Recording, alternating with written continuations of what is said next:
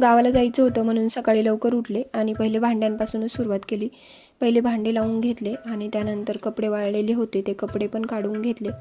लगेचच फ्रेश होऊन मग देवपूजा केली आणि आवरून वगैरे आम्ही 10:30 वाजले असतील तरी. तर 10:30च्या नंतरच आम्ही निघलो आणि 1 तास प्रवास केल्याच्या नंतर ना भूक पण लागली होती आणि थोडं ऊन पण झालं होतं. म्हणून मग आकाश मिसळ हाऊस आहे ना, तिथं थांबलो.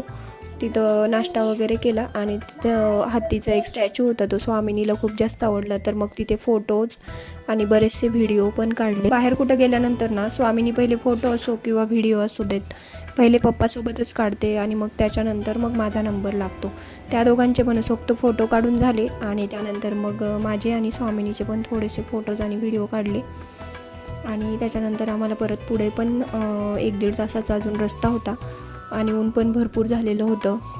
मग नाश्ता वगैरे करून मग आम्ही निघलो.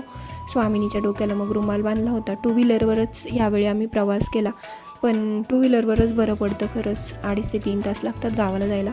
मग मधी कात्रज मिल्क पार्लर म्हणून आहे अवसरीच्या अलीकडे, तिथे सगळ्यांसाठी मग लस्सी घेतली आणि परत घराच्या जवळजवळ आल्याच्यानंतर मग हे मी व्हिडिओ काढलेला आहे.